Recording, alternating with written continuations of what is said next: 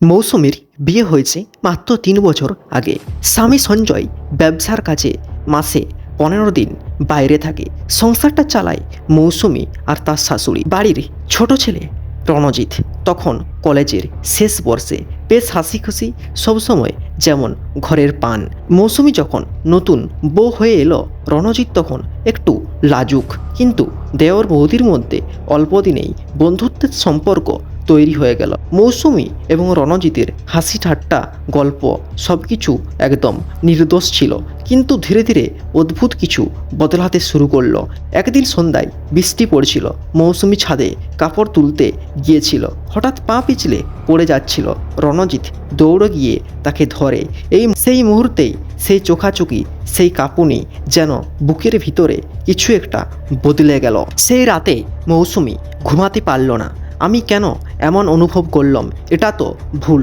দিন কেটে যেতে লাগলো। রণজিৎ মাঝে মাঝে কিছু না বলেই মৌসুমীর পাশে এসে দাঁড়াতো, কোনো প্রশ্ন করতো না, কিন্তু চোখের ভাষায় সব বলতো। মৌসুমী নিজেকে সামলাতে চাইতো, কিন্তু মন তো হৃদয়ের কথা শোনে না। একদিন দুপুরে সবাই বাইরে গেছে, বাড়িতে শুধু তারা দুজন। রণজিৎ বলল, তুমি জানো, তোমার হাসিটা আমার পুরো দিনটা বদলে দেয়। মৌসুমী থেমে গেল, তারপর আস্তে আস্তে বলল, রণজিৎ, এমন কথা বলো না, এটা ঠিক না। কিন্তু সেই ঠিক নার মধ্যে ছিল এক অজানা ভালোবাসা। তারপর থেকেই দুজনে একে অপরে জড়িয়ে গেল এক নিষিদ্ধ সম্পর্কের দিকে। যত দূর যেতে চায় ততই যেন তারা কাছে আসতে শুরু করে। একদিন রাতে বিদ্যুৎ চলে গেছে। মৌসুমী রান্নাঘরে প্রদীপ জ্বালাচ্ছিল। রণজিৎ এসে দাঁড়ালো দরজায়। বৌদি, আলো জ্বলছে না, কিন্তু তোমার মুখে আলো আছে। মৌসুমী কিছু বলল না, শুধু চোখ নামিয়ে ফেলল। তাদের মাঝে নীরবতা জমে উঠল, আর সেই নীরবতায় তাদের অপরাধবোধের সাক্ষী হলো। দিন ঘুরল। সঞ্জয় হঠাৎ একদিন বাড়ি ফিরে এলো আগে ভাগে। মৌসুমীর আচরণে বদল দেখে সে কিছুটা সন্দেহ করল। রণজিতের সঙ্গে তার দূরত্ব চোখে পড়ার মতো ছিল। এক রাতে সঞ্জয় হঠাৎ শুনল মৌসুমী একা একা কাঁদছে। সে কিছু না বলেই পরের দিন রণজিৎকে ডেকে বলল, তুই চাকরির জন্য বাইরে চলে যা রণজিৎ।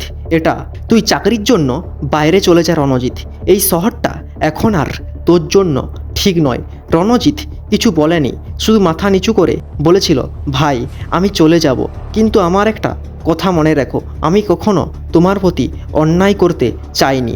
পরের দিন রণজিৎ বাড়ি ছেড়ে চলে গেল। মৌসুমী চুপচাপ জানলার পাশে এসে বসে শুধু দেখছিল তার জীবনের একটুকুরো আলো হারিয়ে যাচ্ছে। বছর দুয়েক পর রণজিৎ এখন চাকরির জন্য অন্য শহরে। মৌসুমী এখন সেই বাড়িতে, কিন্তু মন যেন এক অদৃশ্য শূন্যতা। একদিন ডাক আসে, রণজিৎ বিয়ে করেছে। মৌসুমী খবরটা শুনে মুচকি হেসেছিল, চোখে জলও এসেছিল। সেই রাতে মৌসুমী ডায়েরিতে লিখল, ভালোবাসা কখনো ভুল ছিল না, কিন্তু আমরা ভুল সময়ে ভালোবেসেছিলাম।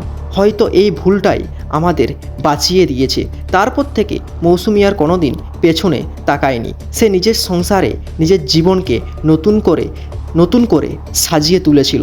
ভালোবাসা সুন্দর, কিন্তু তার জায়গা ও সময় ঠিক না হলে সেটা ধ্বংসের দিকে ডেকে আনে। এক ক্ষণিকের আবেগ সারা জীবনের অনুশোচনা হয়ে যেতে পারে।